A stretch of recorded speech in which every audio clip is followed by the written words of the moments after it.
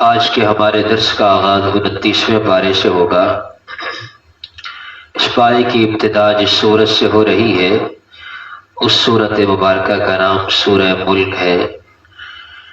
بڑی بابرکت سورت ہے۔ اس سورت سے لے کر آخر قرآن تک جتنی بھی صورتیں ہیں ان تمام صورتوں کا اصل موضوع اسلام کے بنیادی عقائد ہیں، جن میں توحید، نبی کریم صلی اللہ تعالیٰ علیہ وسلم کی نبوت اور رسالت، آخرت، موت کے بعد دوبارہ اٹھایا جانا، قیامت اور قیامت کے تمام احوال کا بیان آئے گا۔ اس سورت مبارکہ کی بڑی فضیلت ہے۔ امی عائشہ رضی اللہ تعالیٰ عنہ فرماتی ہیں آپ علیہ الصلوۃ والسلام سونے سے پہلے سورہ ملک اور سورہ الف لام میم سجدہ ضرور تلاوت فرماتے تھے۔ ایک روایت کے اندر آتا ہے کہ آپ علیہ الصلوۃ والسلام نے ارشاد فرمایا، یہ سورت مبارکہ آخرت میں اپنے پڑھنے والے کی سفارش کرے گی اور اس کو جنت میں پہنچا کر کے چھوڑے گی۔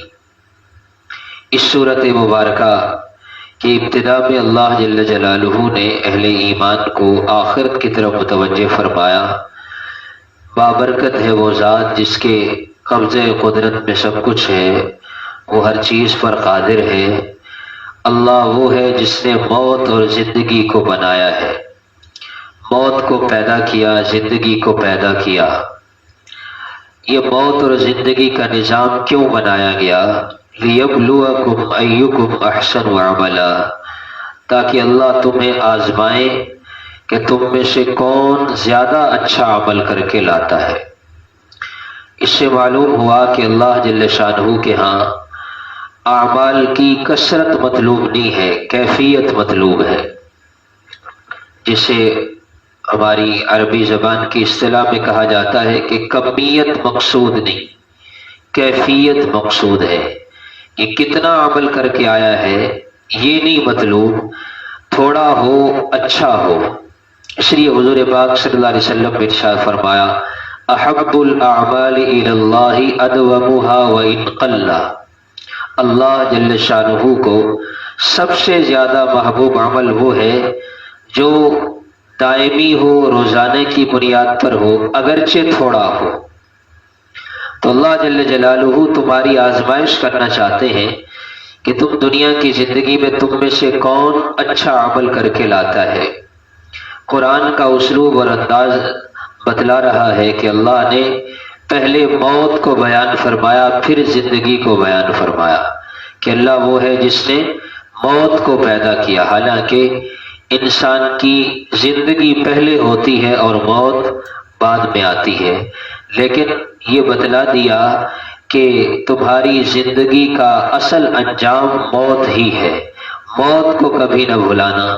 حضرت عمار بن یاسر رضی اللہ تعالیٰ عنہ فرماتے ہیں کہ آپ علیہ الصلوۃ والسلام نے ارشاد فرمایا، کفا بالموت واعظا، کہ موت یہ نصیحت کے لیے کافی ہے۔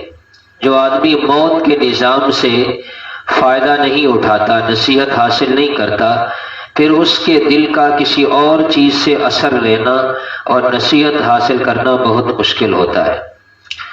بعض کتابوں میں یہ بات لکھی ہے، حضرت عمر رضی اللہ تعالی عنہ نے جو انگوٹھی پہن رکھی تھی اس انگوٹھی کے اوپر کندہ تھا، لکھا ہوا تھا، کفا بالموت واعظا یا عمر، اے عمر موت تیری نصیحت کے لیے کافی ہے۔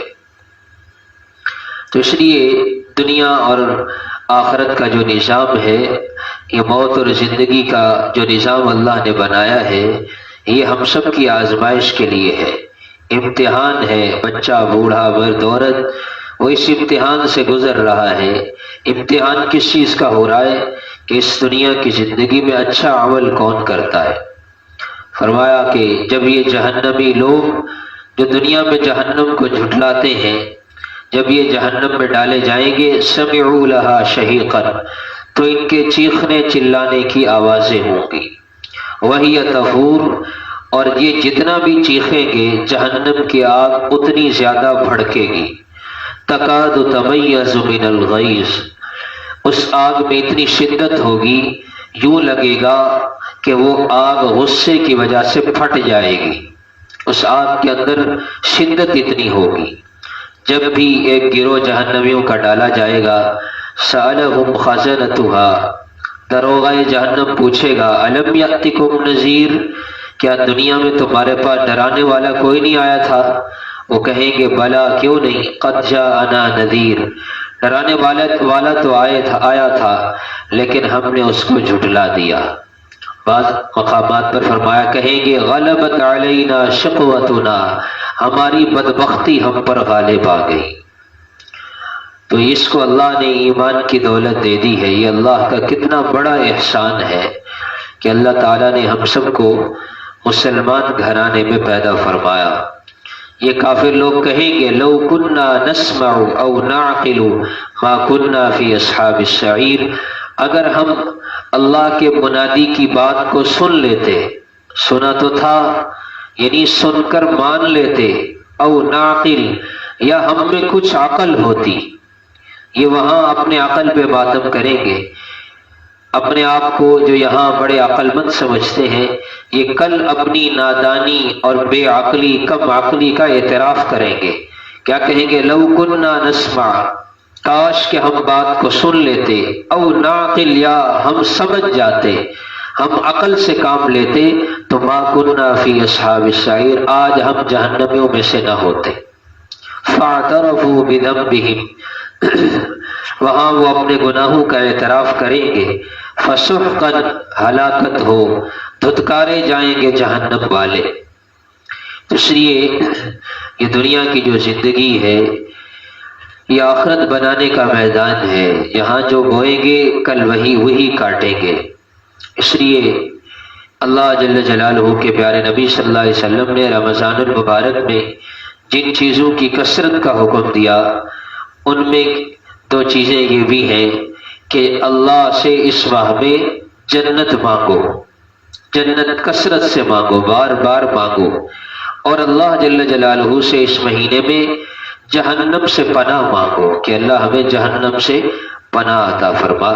یہ مانگنے کی چیز ہے۔ فرمایا اللہ جل جلالہ کی بڑی نعمتیں ہیں، ان میں سے ایک نعمت اللہ کی پانی کی نعمت بھی ہے۔ پانی اللہ کی بہت بڑی نعمت ہے۔ ہمارے پاکستان میں ہی مختلف علاقوں میں پانی کی بڑی قلت ہوتی ہے، خصوصاً جو پہاڑی علاقے ہیں وہاں چشمے اگر نہ ہو تو لوگ دور دور سے پینے کے لیے پانی لاتے ہیں۔ تو یہ پانی اللہ کی اتنی بڑی نعمت ہے کہ اس کے بغیر تو انسان کی زندگی مشکل ہے۔ فرمایا کہ تم جو پانی نکال کر بآسانی پی لیتے ہو، ان اصبح ماؤکم غورا، اگر میں یہ پانی زمین کی گہرائیوں میں اتار دوں، من یأتیکم بماء معین، میٹھا اور جاری پانی تمہارے پاس کون لائے گا؟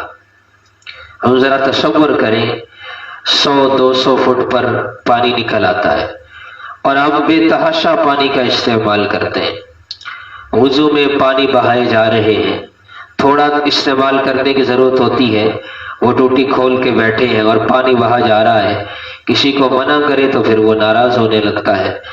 حالانکہ حضور پاک صلی اللہ تعالی علیہ وسلم نے اپنے ایک صحابی سے ارشاد فرمایا کہ وضو کے پانی میں اسراف مت کرو، وضو کرتے ہوئے پانی میں اسراف، ضرورت سے زیادہ پانی ضائع مت کرو، پانی ضائع مت۔ وَلَوْ كُنْتَ عَلَى شَطِّ نَهْرٍ جَارٍ، وَلَوْ كُنْتَ عَلَى شَطِّ نَهْرٍ جَارٍ، اگرچہ تم جاری نہر کے کنارے بیٹھے ہو، ایک نہر کے کنارے بیٹھے وضو کر رہے ہو، پانی چل رہا ہے، چلو سے پانی لے کر وضو کر رہے ہو، تو وضو سے مستعمل پانی، استعمال شدہ پانی پھر کس میں گر رہا ہے؟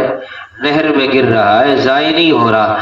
اس وقت بھی پانی ضرورت سے زیادہ استعمال کرنے کی اجازت نہیں ہے، چہ جائے کہ پانی ضائع ہو رہا ہو۔ تو اس لیے ہمارا 99% طبقہ نمازی بھی ہیں اور باقی کوشش بھی کرتے ہیں، لیکن وضو کرنے میں پانی کو بے تحاشا استعمال کرنا، اس کو گناہ ہی نہیں سمجھا جاتا۔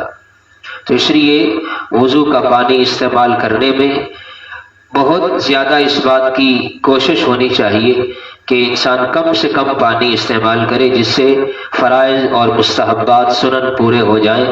ضرورت سے زیادہ پانی کا استعمال کرنا یہ مناسب نہیں ہے، اللہ جل شانہ کی نعمت کی ناشکری ہے۔ پھر یہ جو مساجد کا پانی ہوتا ہے یہ وقف کا پانی ہوتا ہے، یہ مسجد کے پیسے سے یہ انتظام ہوتا ہے۔ عمومی طور پر یہ انتظام جو ہوتا ہے وہ مسافروں کے لیے ہوتا ہے، اہل محلہ کے لیے تو یہ اس بات کا اہتمام ہونا چاہیے کہ وہ اپنے گھر سے وضو کر کے آئیں۔ اہل محلہ کے لیے نہیں ہوتا، الا یہ کہ کوئی مجبوری کی شکل پیش آ جائے تو پھر وہ وضو کر سکتے ہیں، لیکن جب گھر سے وضو کر کے آئیں گے قدم قدم پہ نیکیاں ملیں گی، گناہ معاف ہوں گے، تو انشاءاللہ یہ خیر و برکت کا ذریعہ ہوگا۔ حتیٰ کہ علماء نے یہاں تک لکھا ہے کہ ایک حدیث پاک کے اندر آتا ہے کہ اللہ جل جلالہ کے پیارے نبی صلی اللہ علیہ وسلم نے ارشاد فرمایا، وضو پر وضو کرنا۔ ایک آدمی پہلے سے باوضو ہے لیکن پھر بھی وہ نماز کے لیے نیا وضو کرتا ہے، دوبارہ وضو کرتا ہے، تو وضو پر وضو کرنے والے کو اللہ پاک 10 نیکیاں عطا فرماتے ہیں۔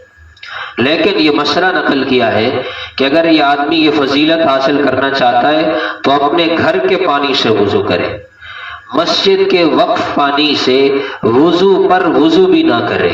کیوں؟ اس لیے کہ یہ وقف کا پانی ہے، یہ ضرورتاً اس کو استعمال کرنے کی اجازت دی جا سکتی ہے، بلا ضرورت اہل محلہ کے لیے اس کا استعمال درست نہیں ہے۔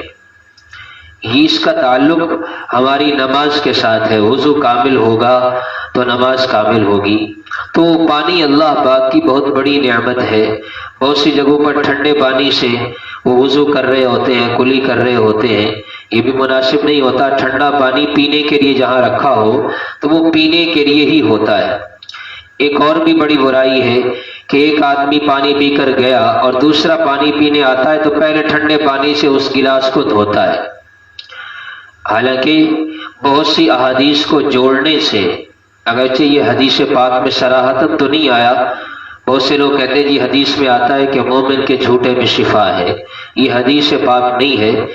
بہت سی احادیث کا مفہوم یہی بنتا ہے کہ اگر مومن دوسرے مومن کا جھوٹا پیے گا تو اس کی برکت سے اللہ تعالیٰ اسے بعض بیماریوں سے شفا عطا فرما دیں گے، لیکن یہ حدیث پاک نہیں ہے۔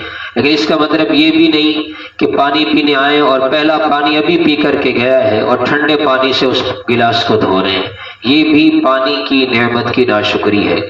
اللہ تعالیٰ نے ایمان والوں کو یہ وعید سنا دی ہے، اور بعض روایات سے یہ بات ثابت ہوتی ہے کہ قرب قیامت میں ایسا ہوگا کہ پانی وہ گہرائی میں چلا جائے گا۔ روز بروز پانی پہلے سطح زمین کے قریب تھا، آہستہ آہستہ نیچے چلا جائے گا۔ اللہ نے جس چیز سے ڈرایا ہے وہ ایک نہ ایک دن ہو کر رہے گا۔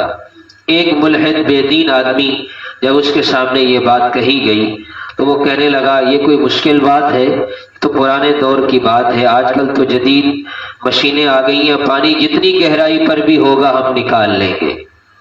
کتابوں میں لکھا ہے یہ واقعہ، رات کو سویا، صبح جب اٹھا تو آنکھوں کی بینائی ختم ہو چکی تھی۔ گویا کہ اللہ جل جلالہ نے یہ اس کو نشان عبرت بنایا کہ تو زمین سے پانی نکالنے کی بات کرتا ہے، ذرا اپنی اس آنکھ کا پانی تو واپس لا کے دکھا۔ تو اس لیے شریعت کا مزاج یہ ہے، دین کا مزاج یہ ہے کہ دین کی جو بات سنی جائے اس پر بغیر کسی حیل و حجت کے اس پر عمل کرنا چاہیے۔ سورہ قلم کی ابتدا ہے، اللہ جل جلالہ نے قلم کی نعمت کا تذکرہ فرمایا۔ قلم بڑی عظیم نعمت ہے۔ حضرت ابن عباس رضی اللہ تعالیٰ عنہ فرماتے ہیں کہ اللہ جل جلالہ نے سب سے پہلے قلم کو پیدا فرمایا اور قلم کو حکم دیا کہ لکھو۔ پوچھا یا اے پروردگار کیا لکھوں؟ فرمایا قیامت تک اور قیامت کے بعد تک جو کچھ ہونے والا ہے وہ تمام چیزیں، تمام معاملات لکھ دو۔ ایک روایت کے اندر فرمایا اللہ تعالیٰ نے انسان کو پیدا کرنے سے 50,000 سال پہلے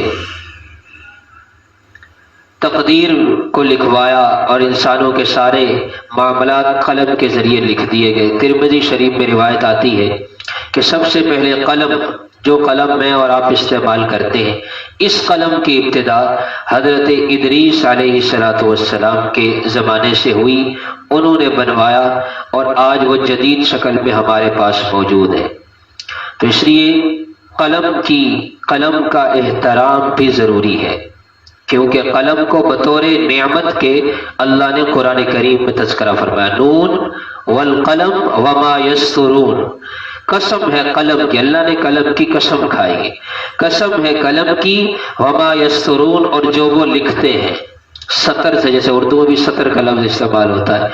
اس لیے ہم نے بڑوں سے سنا، اساتذہ کرام سے بھی سنا، اور قرآن کی اس آیت کا مفہوم بھی یہی ہے کہ قلم بطور نعمت کے جب اللہ نے اس کا تذکرہ فرمایا ہے، اور اللہ کی ہر نعمت کی قدردانی ضروری ہے، تو قلم نعمت ہے تو قلم کی قدر کرنا بھی ضروری ہے۔ بعض لوگ دوسروں سے قلم مانگتے ہیں تو وہ بیٹھے بیٹھے وہیں پینسل پھینک دیتے ہیں، یہ قلم کی اس نعمت کی ناشکری اور بے ادبی ہے، اس سے بچنا اور احتراز کرنا ضروری ہے کہ کوئی قلم مانگے تو اس کے ہاتھ میں قلم دینا چاہیے، دور سے پھینکنا نہیں چاہیے، اس لیے کہ ٹھیک ہے وہ جدید شکل ہے لیکن ہے تو قلم، لکھنے کا آلہ ہے، تو اس لیے اس کا احترام ضروری ہے۔ حضور پاک صلی اللہ تعالی علیہ وسلم کے اللہ تعالیٰ نے صفات بیان فرمائی کہ آپ کو اللہ تعالیٰ نے اعلیٰ اخلاق عطا فرمائے، آپ کو اللہ نے جامع کلمات عطا فرمائے،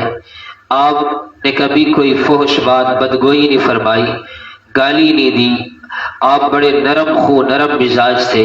فرمایا خود حضور پاک صلی اللہ علیہ وسلم نے، بعثت لأتمم مکارم الاخلاق، میں اخلاق کی تکمیل کے لیے اس دنیا میں بھیجا گیا ہوں۔ تو اس لیے آپ علیہ الصلوۃ والسلام کی سب سے بڑی امتیازی خصوصیت جو اللہ پاک نے آپ کو عطا فرمائی وہ آپ کے عظیم اخلاق تھے۔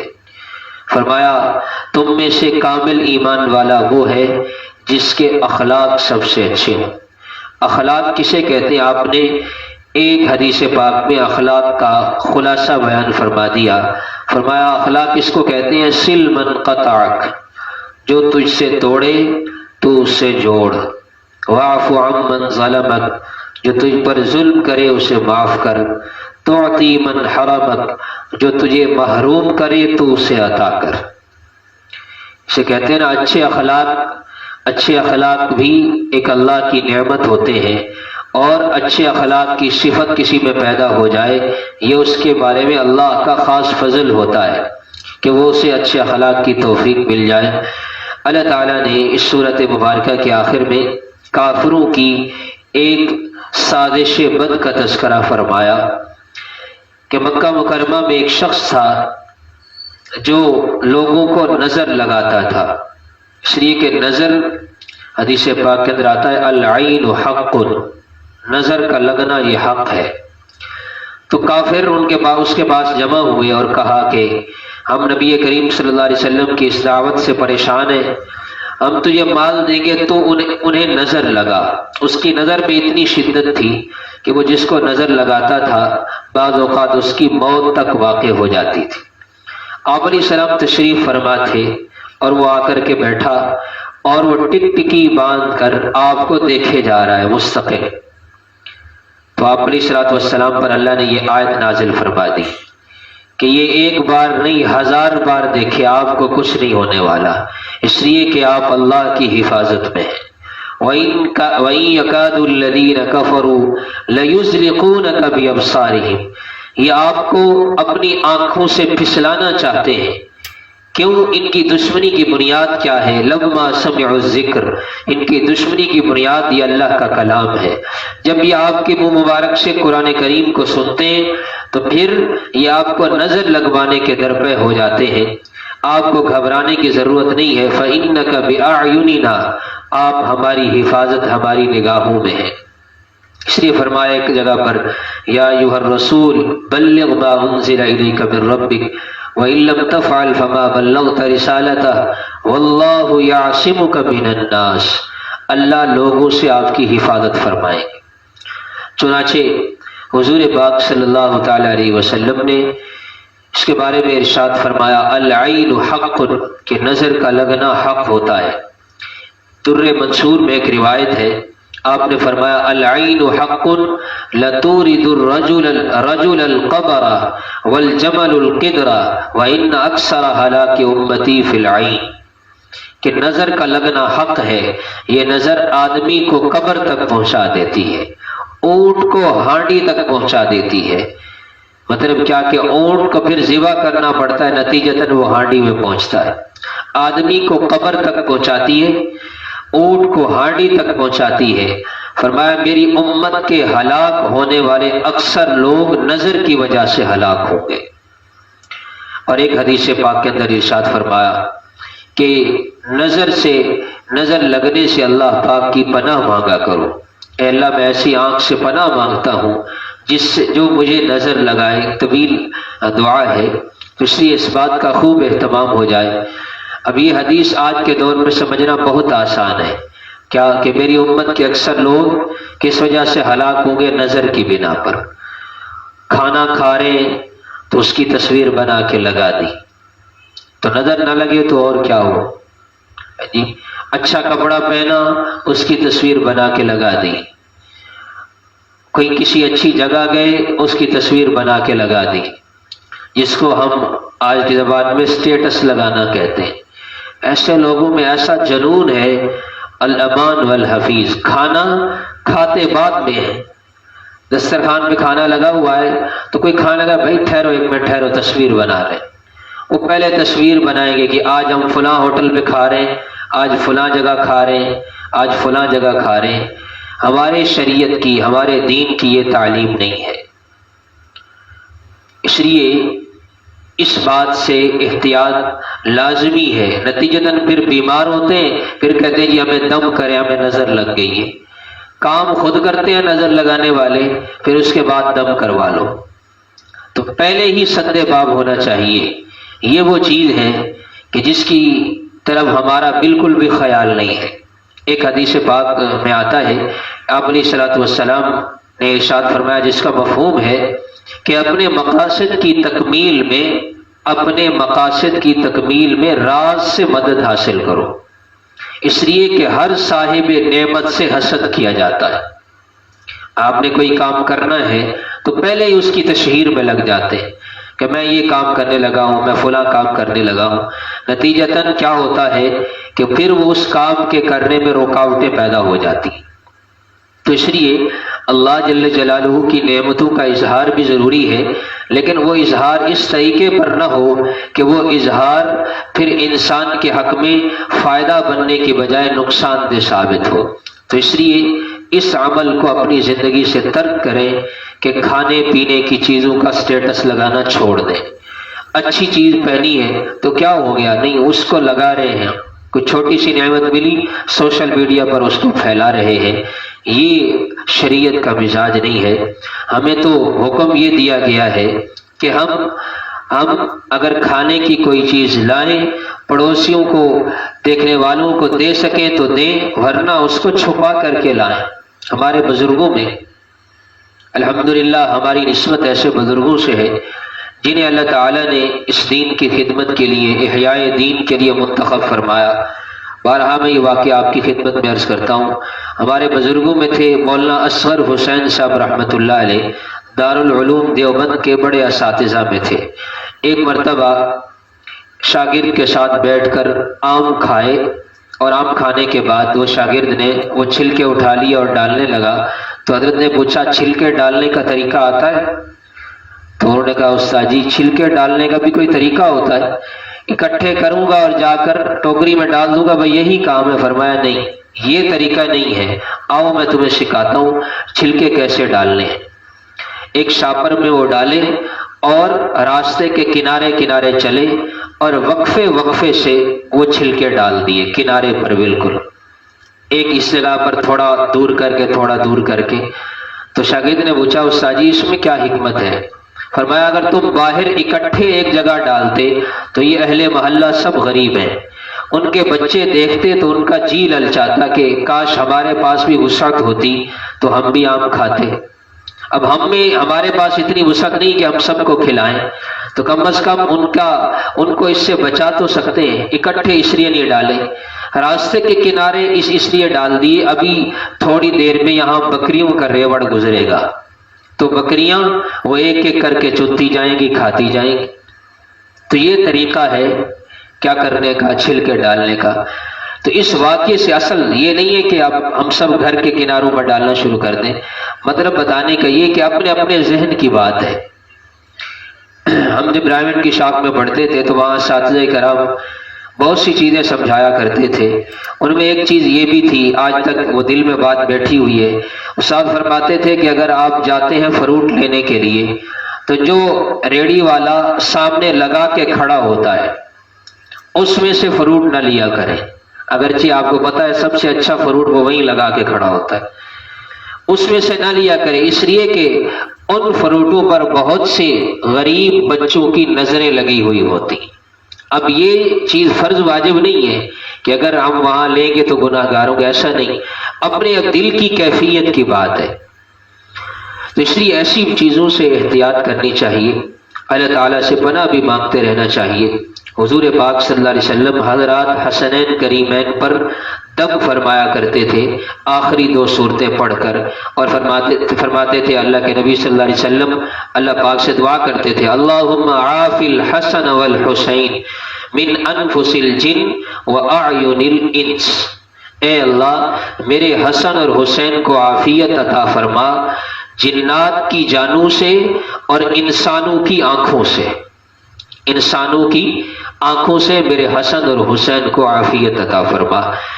اس لیے اس بات کا خوب اہتمام ہو جائے، ایسا کوئی کام نہ کریں، ایسی کوئی چیز نہ لگائیں جو ہماری نعمت کے زوال کا اور نظر لگنے کا ذریعہ بنے۔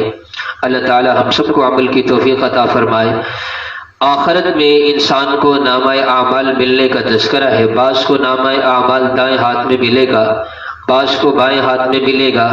جسے نامہ اعمال دائیں ہاتھ میں ملا وہ لوگوں کو دکھائے گا، ہا اقرؤ کتابیہ، میرا نامہ اعمال پڑھو، انی ظننت انی ملاق حسابیہ، میں جب دنیا میں زندگی گزارتا تھا مجھے پتا تھا کہ ایک دن مجھے اپنے اس حساب و کتاب کے معاملے میں جانا ہے، نتیجتاً میں نے آخرت کی تیاری کی۔ اللہ فرماتے ہیں فی جنت عالیہ، وہ بلند و بالا جنت میں ہوں گے، قطوفہا دانیہ، جس جنت کے باغات کے خوشے لٹکے ہوئے ہوں گے۔ اللہ فرمائیں گے کھاؤ اور پیو ہنیئن، یہ الفاظ ہے، کھاؤ اور پیو ہنیئن، مزے سے۔ کھانا اور پینا کبھی بغیر مزے کے بھی ہوتا ہے، بندہ مجبوراً کھا رہا ہوتا ہے جی، لیکن فرمایا کھانا اور پینا کس سے ہوگا؟ مزے سے کھانا پینا ہوگا۔ بما اسلفتم فی الایام الخالیہ، یہ سب کچھ کیا ہے؟ جو تم نے گزرے ہوئے دنوں میں محنت کی تھی، آج یہ اس کا نتیجہ تمہیں مل رہا ہے۔ ایک صحابی آئے، عرض کیا رسول اللہ جنت میں انگور ہوں گے؟ انگور پسند ہوں گے اس صحابی کو؟ تو آپ نے فرمایا ہاں یا رسول اللہ جنت کے انگور کیسے ہوں گے؟ آپ نے فرمایا جنت کے انگور کا ایک دانہ، خوشہ نہیں، ایک دانہ اتنا بڑا ہوگا تجھے، تیرے گھر والوں، حتیٰ کہ تیرے پورے محلے والوں کو کافی ہو جائے گا۔ اما من اوتی کتابہ بشمالی، بعد وہ ہوں گے جنہیں نامہ اعمال بائیں ہاتھ میں ملے گا، وہ کہے گا یا لیتنی لم اوت کتابیک، کاش مجھے میرا نامہ اعمال دیا ہی نہ جاتا، مجھے پتہ ہی نہ ہوتا حساب کیا ہے۔ یا لیتہا کانت القاضیہ، اے کاش جب موت آئی تھی تو سب کچھ ختم ہو جاتا۔ ما اغنا عنی مالیہ، میرے مال نے مجھے کوئی فائدہ نہیں دیا۔ ہلک عنی سلطانیہ، میری ساری بادشاہت کر و فر جو دنیا میں تھا سب ختم ہو گیا، حکم ہوگا اسے پکڑو، فغلوہ، پھر اس کی گردن میں توق ڈالو، ثم الجحیم صلوہ، پھر اسے جہنم میں گھسیٹ کر ڈال دو، ثم فی سلسلۃ ذرعھا 70 ذراعا، اس کے جسم کو ایسی زنجیر میں جکڑا جائے گا 70 ذراعا، جو 70 ہاتھ لمبی ہوگی۔ یہ کون ہوگا؟ یہ وہ ہوگا لا یؤمن باللہ العظیم، جو اللہ پر ایمان نہیں لاتا تھا، جو مسکینوں کو کھانا نہیں کھلاتا تھا، آج اس کا کوئی مددگار نہیں ہوگا، جہنمیوں کا خون اور پیپ اس کا کھانا بنے گا۔ اللہ ہم سب کی حفاظت فرمائے۔ تو اسی میرے محترم بھائیو، جہنم کا معاملہ بڑا مشکل ہے۔ فرمایا جہنم کیا ہے کہ اس کا ایک دن، آخرت کا ایک دن 50,000 سنہ، 50,000 سال کا ایک دن ہوگا، 50,000 سال کا ایک دن۔ بعض لوگ وہ حدیث کو نہیں مانتے جنہیں ہم اہل قرآن کہتے ہیں، بعض اپنی اپنی باتیں ہوتی ہیں۔ کچھ اہل قرآن ہیں، وہ کہتے ہیں حدیث پاک کی کوئی حیثیت نہیں، ہم تو صرف قرآن کو مانیں گے۔ تو اگر صرف قرآن ہی کو لے لیا جائے تو پھر قرآن کریم کی بہت سی آیات کو سمجھنا ممکن ہی نہیں ہے۔ مثال کے طور پر یہی آیت ہے، اللہ فرما رہے ہیں قیامت کا جو دن ہوگا، ایک دن اس کی مقدار ہوگی 50,000 سنہ، 50,000 سال کے برابر۔ سورہ سجدہ میں جائیں، اللہ فرما رہے ہیں قیامت کا جو دن ہوگا مقدارہ 1000 سنۃ مما تعدون، کہ اس کی مقدار کتنی ہوگی؟ 1000 سال کے برابر۔ اب اس آیت میں آ رہا ہے 50,000 سال، اس آیت میں آ رہا ہے 1000 سال۔ اب دونوں تو نہیں ہو سکتے کہ 1000 سال بھی ہو اور 50,000 سال بھی ہو۔ جب تک احادیث مبارکہ کو ان قرآنی آیات کو سمجھنے کے لیے جوڑا نہیں جائے گا، تب تک قرآن کریم کا اصل مفہوم سمجھ نہیں آئے گا۔ اس لیے تو قرآن کریم میں ہی فرمایا وَأَنزَلْنَا إِلَيْكَ الذِّكْرَ، اے پیغمبر ہم نے آپ کی طرف یہ قرآن اتارا لِتُبَيِّنَ لِلنَّاسِ، تاکہ آپ لوگوں کے سامنے اس کلام کو کھول کھول کے بیان کریں۔ اللہ کے نبی صلی اللہ علیہ وسلم نے ارشاد فرمایا، آپ سے صحابہ کرام نے پوچھا تو آپ نے فرمایا یہ جو دن کی مقدار ہے یہ لوگوں کے اعمال کے اعتبار سے مختلف ہوگی۔ کافروں کے لیے آخرت کا ایک دن 50,000 سال کے برابر ہوگا، اور گناہگار ایمان والوں کے لیے آخرت کا ایک دن 1000 سال کے برابر ہوگا۔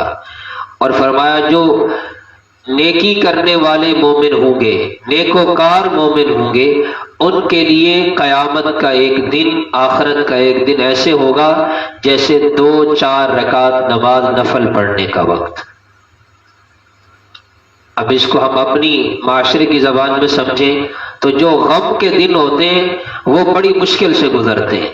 ایک بندہ تکلیف کے اندر مبتلا ہو رات کو تو اس کے لیے صبح تک وقت گزارنا مشکل ہو جاتا ہے، گھنٹہ گزارنا مشکل ہو جاتا ہے، کبھی چلتا ہے، کبھی بیٹھتا ہے، کبھی اٹھتا ہے، اس کے لیے رات بہت لمبی ہو جاتی ہے۔ اور جس کو کوئی تکلیف نہیں ہے اس کو صبح جگانا مشکل ہو جاتا ہے، اس کی صبح آنکھ نہیں کھلتی۔ رات تو ایک ہی ہے، ایک کے لیے رات بہت لمبی ہو گئی اور ایک کے لیے رات بہت چھوٹی ہو گئی، وہ تو کہتا ہے میری تو ابھی تک نیند ہی پوری نہیں ہوئی۔ یہی صورتحال ہوگی اعمال کے، جس کے اعمال اچھے ہوں گے اس کے لیے تو وقت یوں گزر جائے گا جیسے ایک آدمی اس کے لیے کوئی خوشی کا موقع ہو تو وہ کہتا ہے میرا وہ فلاں خوشی کا دن تو پتہ ہی نہیں چلا کیسے گزر گیا، پتہ ہی نہیں چلا کیسے گزر گیا۔ اور غم کے ایام وہ ایک ایک لمحہ یاد رہتا ہے۔ تو جن کے اعمال جو کافر ہوں گے ان کے لیے 50,000 سال کے برابر، جو گناہگار مومن ہوں گے ان کے لیے 1000 سال کے برابر، جو نیکوکار مومن ہوں گے ان کے لیے 2-4 رکعت نماز نفل کے برابر۔ اب ان آیات میں یہ تطبیق جو دی گئی، اب اس حساب سے آپ دیکھیں تو قرآن کی ساری آیات بالکل ٹھیک ہے، اس کو حدیث پاک نے مسئلہ حل کر دیا۔ دوسری قرآن کریم کے ساتھ ساتھ آپ علیہ الصلوۃ والسلام کی مبارک زندگی کے ساتھ جوڑنا، اسی میں ہی انسان کے لیے عافیت بھی ہے، خیر و برکت بھی ہے۔ سورہ جن میں جنات کا تذکرہ ہے۔ جنات بھی ایک مکلف مخلوق ہے، توالد و تناسل کا سلسلہ ان میں بھی ہے، بعض نر ہیں بعض مادہ ہیں۔ تو آپ علیہ الصلوۃ والسلام نے جنات و شیاطین سے بچنے کے لیے اعمال تلقین فرمائے ہیں۔ ان میں سے ایک یہ بھی ہے کہ آپ علیہ الصلوۃ والسلام نے فرمایا جب بیت الخلاء میں جانے کی باری ہے، داخل ہونے سے پہلے دعا پڑھنی، اللہم انی، بسم اللہ، اللہم انی اعوذ بک من الخبث والخبائث، اے اللہ میں نر اور مادہ جنات و شیاطین سے آپ کی پناہ میں آتا ہوں۔ فرمایا حدیث پاک میں جو یہ دعا پڑھ لیتا ہے اس کے ستر اور جنات و شیاطین کے درمیان اللہ پردہ حائل کر دیتے ہیں، کیونکہ بیت الخلا وہ ستر کھولنے کا مقام ہوتا ہے، تو جنات و شیاطین وہ اس کے ستر کو نہیں دیکھ سکتے، اس دعا کی برکت سے درمیان میں اللہ پردہ حائل فرما دیتے۔ تو بہت سے جنات اور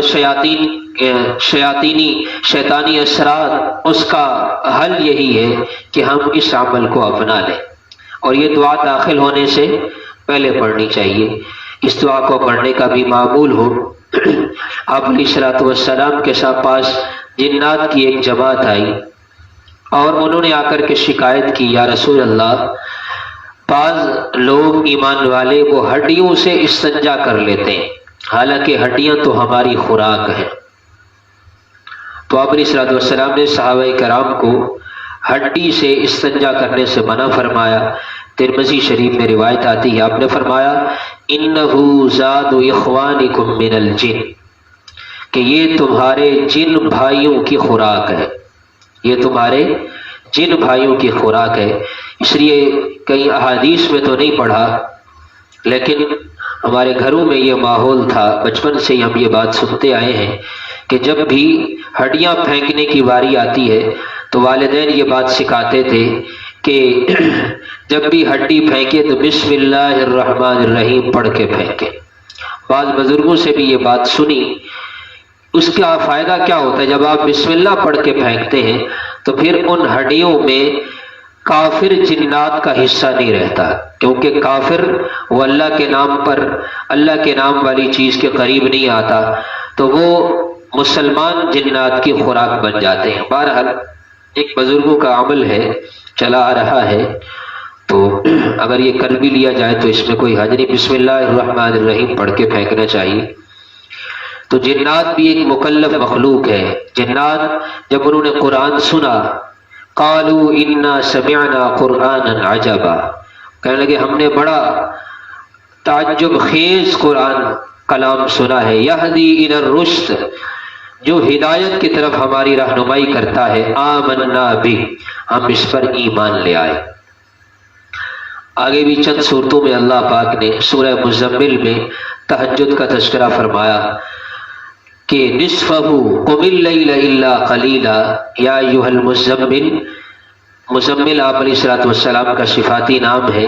قم اللیل الا قلیلا، رات کو کھڑے ہوں مگر تھوڑا تھوڑا، کچھ حصہ آرام کریں، کچھ حصہ اللہ کے سامنے کھڑے ہوں۔ نصفہ، نصف رات آرام کر لیں، نصف رات عبادت کر لیں تب بھی ٹھیک ہے۔ او انقص منہ، یا اس سے بھی کم، یعنی 3 حصوں میں سے 2 حصے آرام اور تہائی حصہ وہ اللہ کے سامنے کی عبادت، یہ بھی ٹھیک ہے۔ او زد علیہ، آپ اس پر بھی اضافہ کریں، آپ کی مرضی۔ ورتل القرآن ترتیلا، اور آپ قرآن کو ترتیل کے ساتھ پڑھیں۔ رات کو تہجد میں قرآن کا پڑھنا، ان ناشئۃ اللیل ہی اشد وطئا واقوم قیلا، کتنی خوبصورت آیت ہے۔ فرمایا رات میں تہجد میں اٹھ کر قرآن پڑھنا اشد وطئا، یہ سیدھا دل پہ جا کے اثر کرتا ہے۔ وَأَقْوَمْ، اور انسان کی اصلاح کے لیے تہجد کی نماز اور اس میں قرآن کا پڑھنا یہ مجرب عمل ہے کہ اگر انسان اپنی اصلاح چاہتا ہے، قرآن کہہ رہا ہے ان ناشئۃ اللیل، بے شک رات کا اٹھنا، ہی اشد وطئا، یہ سب سے زیادہ انسان کے نفس کو روندنے والا ہے، مطلب انسان کی سب سے زیادہ اصلاح ہوتی ہے۔ وَأَقْوَمُ قِيلًا، اور قرآن پڑھنے سے پھر انسان کے جس طرح نفس کی اصلاح ہوتی ہے، اس کی زبان کی بھی اصلاح ہوتی ہے، اس کی گفتگو میں نکھار آتا ہے، کیونکہ جو رات کو اٹھ کر قرآن پڑھتا ہے وہ اللہ سے باتیں کر رہا ہوتا ہے۔ جو اللہ سے باتیں کر رہا ہے، کیسے اس کی گفتگو میں نکھار نہ آئے؟ اس لیے تہجد کا بھی اہتمام ہونا چاہیے۔ آخر میں اللہ تعالیٰ نے قیامت کا تذکرہ بھی فرمایا اور قیامت کی نعمتوں کا، آخرت کی نعمتوں کا بھی تذکرہ فرمایا۔ اللہ تعالیٰ ہم سب کو اس ماہ مبارک کی برکت سے آخرت میں کامیاب ہونے والے لوگوں میں اللہ ہم سب کو شامل فرمائے۔ جو کچھ کہا سنا اللہ تعالیٰ مجھے اور آپ سب کو عمل کی توفیق عطا فرمائے۔